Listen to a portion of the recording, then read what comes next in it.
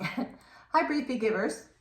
We're here today to have a little discussion, Tracy and I, about something that we have been discussing. We always discuss the different things that are in our book and how we both learn all the time from ourselves and the things that we wrote down, and then having discussions with other people about it. So we started talking about the lies that we tell ourselves, and that happens to be chapter 2.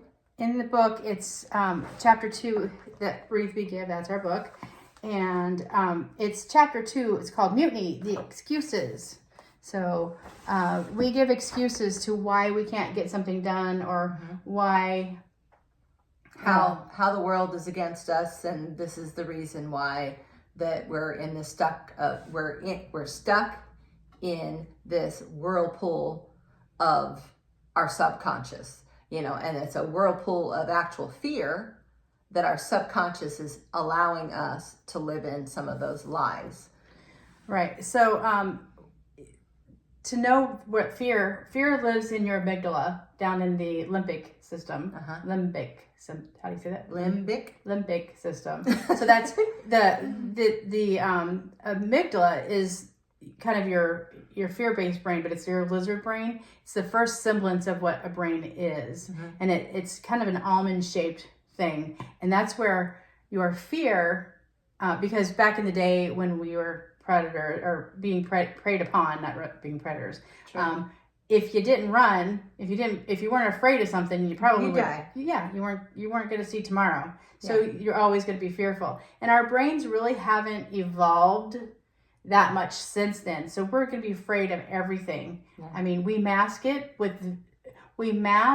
fear with the excuses that we use. That's a good way of saying that. Yes. And so this is also why you have seen Arlene. This is here. Arlene. And maybe should have named her Peg because she doesn't have this arm. There was a small accident when we took her to the Grand Canyon. So anyway, getting past that because it was my fault. This is Polly, and Polly is a subconscious that's always on your shoulder. And so Polly adds to the fear mongering that you constantly are battling in your life. No matter how successful you are, no matter how good or bad your day has gone, you're still battling the words here.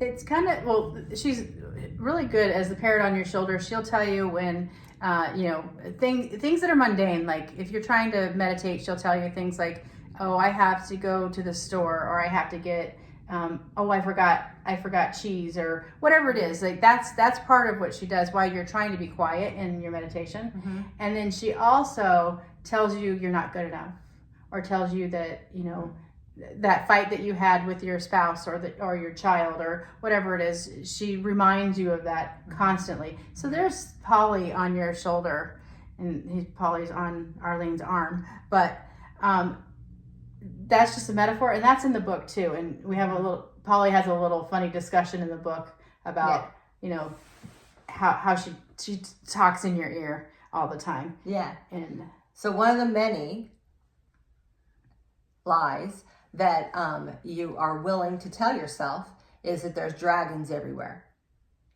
So you get angry at a new idea because you're actually the dragon that you anticipate being everywhere. It's the angry dragon, right? But when you're in this fix of an angry dragon, your blood pressure goes up, your heart rate goes up. Yeah. You get in this tailspin, and it could be either a TAIL spin or a TALS spin, TLE spin. Correct.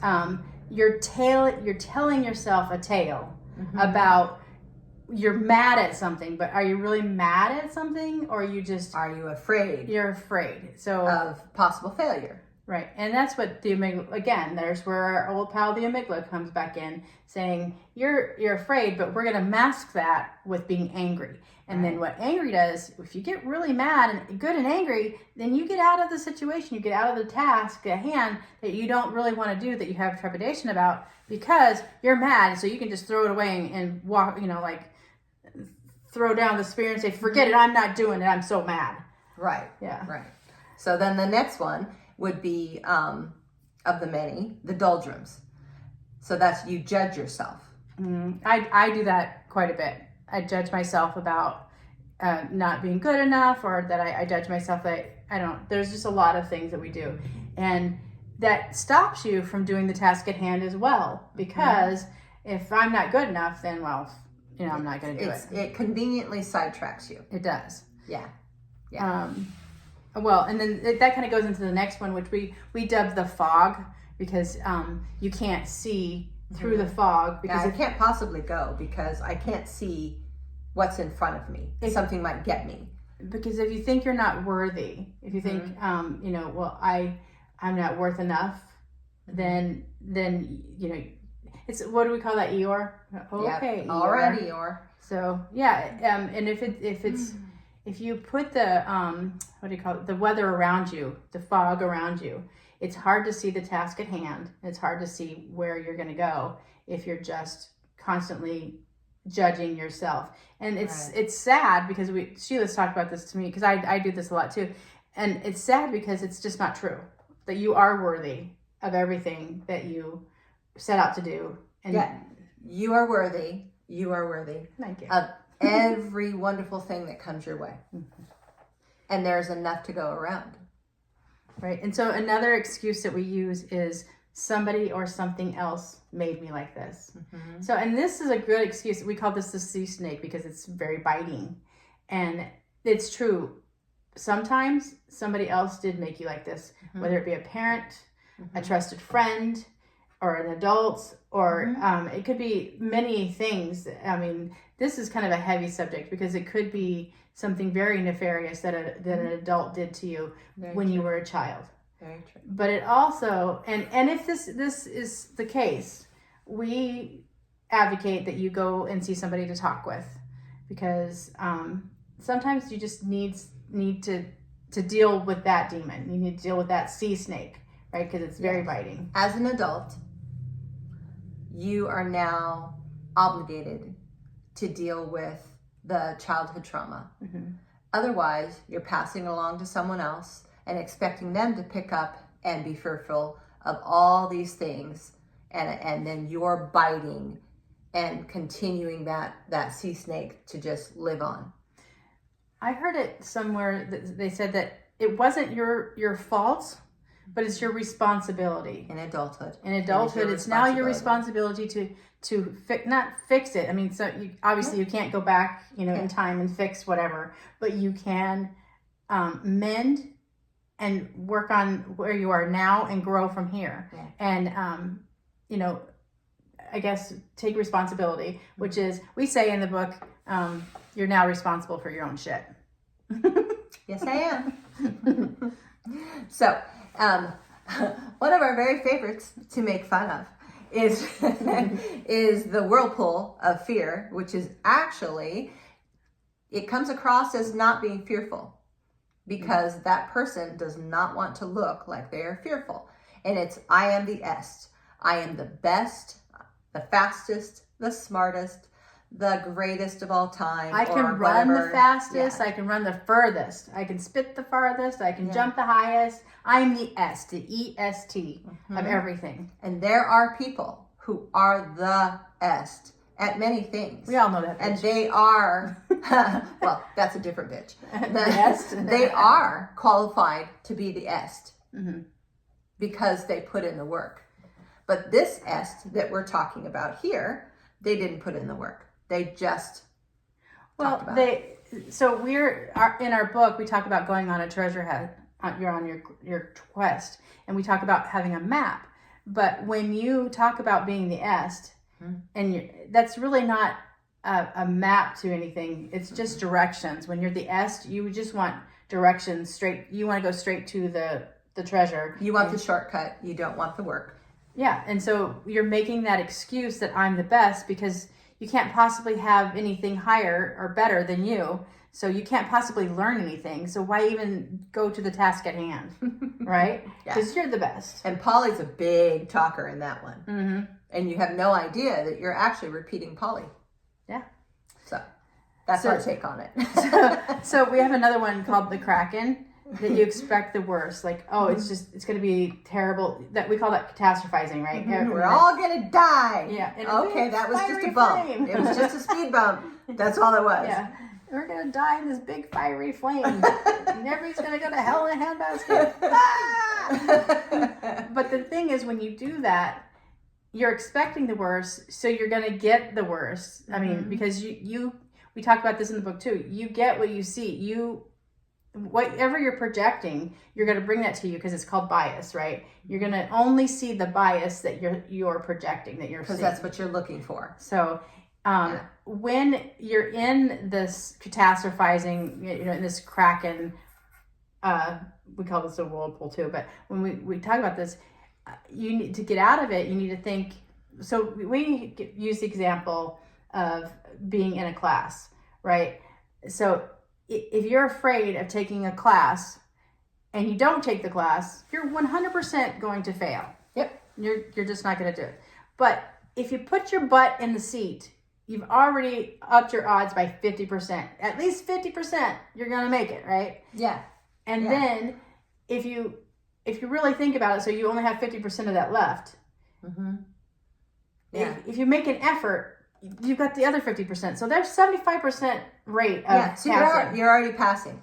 Right. And you've already learned how much more than when you chose not to take the class. But this is not the S, this is the Kraken. Yeah. When you expect the worst, if you don't at least shine a little light on it and say, what's the worst that could happen? Maybe you don't pass the class.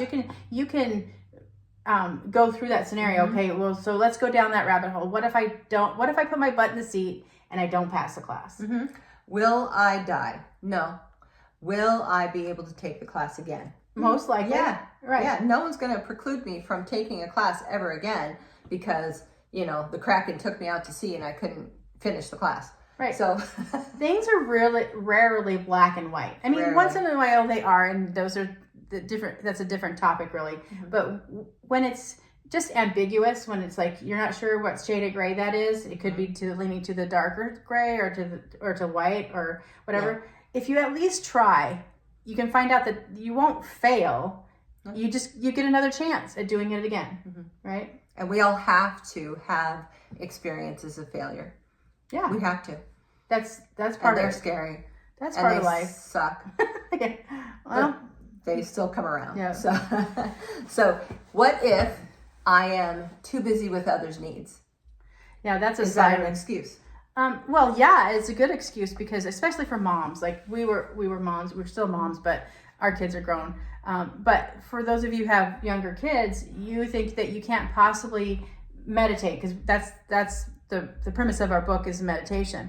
And you don't think you can meditate because, you've got your 6-month-old or your 2-year-old or maybe some older people have their parents to take care of and you just think you're too busy. Like you've got dentist appointments and you got to do all the things. All the mom things. We did all the mom things for many years. So we know, dentist appointment, doctor's appointments, getting the kids to school and to practice and then, do all make sure that the pets are taken care of and all the things that moms do, which is way too many to even list. But if you say you're too busy to take care of yourself, mm-hmm. you're really just afraid that you can't. I mean, it's a one-off from I can't. Right. You can. You have 10 minutes or 15 minutes in a day to, you might not be able to take an hour, run through the forest or all the jaunts that you want to do. And even 30 minutes might be too much. And even 10 minutes might be too much. But you know what you can do? You can, while you're taking the kids to school mm-hmm. or waiting in the carpool line or in front of the bank or, we call that time confetti, the little bits of time that you have. Yeah. You can meditate. Meditation is not a set thing. Everybody has a different way of meditating. Ours happens to be a moving meditation. However, if you don't have that time, you can still do it. That's not an excuse that you're too busy because you can take the little increments of times that you have and go throughout your day. And those little increments of time add up to big things. Little steps make big progress. Right. So the use of the increments of time takes you away from the siren of the ocean that would allow you, that would give you the excuse to waste the time rather than use it to your benefit. So, you can say to yourself, that's a siren that would take me away, that would that conveniently distract me from what I do have time for. And that quality right there that I do have time for is a benefit of me. And then the trickle down to all the rest of the things that I was going to use as an excuse. Yeah. And the other excuse is, well, I don't have all the pieces. Like, I can't do all of it, or I'm going to do nothing. And that's the tide that just takes you out to sea, right? Yeah. And so it's an all or nothing. And there's not a lot of things in life that's all or nothing. No. Anything comes to you fully packaged. Even the kit that you get at the hardware store for the bird house, it does not have everything. There will be something missing that you have to provide, that has to be in your toolkit. So it's not an all or nothing. You still have to bring things to it. You have to start the process. Right. You don't have to have everything. You just have to have the first thing. Mm-hmm. And once you have the first thing, which is really amazing, what happens in life is once you have the first thing or the first couple things, the next thing kind of appears, and it just and even if you don't, you can sit in the first thing that you have and do your meditation for 5 minutes and what you know to do, and it will come to you. That will come to you instead of you being taken out by the tide. Mm-hmm. Yeah. So keep in mind as you use an excuse that you're always on a quest. Every single day is a quest. And there's always going to be things that raise the tide, lower the tide, look like a dragon, I could sit in the doldrums, it looks like it's foggy out there, but realize that the sunshine will come out and burn it off and you will be able to see clearly, or at least clearer. Because sometimes that's just a little bit of the all or nothing. I can see clearer. Mm-hmm. Well, and there's always going to be those sea snakes. There's always going to be that bully out there that's going to want you to do, that you feel like you're under the thumb. It could be your boss. It could be your parent. It could be, it could be your kid, whatever. They don't make you anything. You make you, and you make the time. Yeah. And then there's the whirlpool of the S. If you're too full of yourself thinking there's nothing to learn, then you're not going to learn. Yeah, and I'm sorry if that's the way you feel, because there's always something to learn. Always. Because we need to be humbled by it. So most of us have been often. Yeah. All these things, also the siren, the tide, I think we covered them all once again, the Kraken. Mm-hmm. All these excuses are salty tales. Yep. And all salty tales. If you remember, this is our book, Breathe, Be, Give. We did it in a treasure hunt, because you forget that life is supposed to be fun. Yeah. And so if life is supposed to be fun, remember the treasure hunt. Remember when you were a kid and you thought, going on a treasure hunt that you got to make was so wonderful. Uh-huh. And so this book gives you a way out of your excuses of not to take the trip, right? Not to take the odyssey that you're on. Yeah. And at least know that you can acknowledge every one of those things, because we all go through them. We might be able to point at someone else and say, I see that they're always in the doldrums, but it's really not about them. It's in here, and listening to this little voice right here and going, okay, I hear that voice and it sounds like, an angry dragon. And perhaps I could change that with a moving meditation. And this will help you go through that and go through those excuses, because we all try them. Yeah. We all try them on for size. And we might move from one to the other and still try and blame it on somebody else as I do it. Yeah, well, I think the whole point of the second chapter in this book, which is called Mutiny, Excuses, the whole point is just to show that really it's just your fear of the unknown and of not doing what you think you should be doing, or all the excuses. You can do it. you really don't have any excuse. You can put down all of those arms, armless arms, and say that you can do it. Yeah. You can, there's always 10 minutes to reset yourself and meditate. Right. So we want you to breathe it in and be it and give it. And you can choose all these beautiful words that are available to us, and go on your quest. I breathe in this quest today. I am living this quest today. I'm giving to this quest today. Find out what lights your soul on fire and breathe it, be it, give it.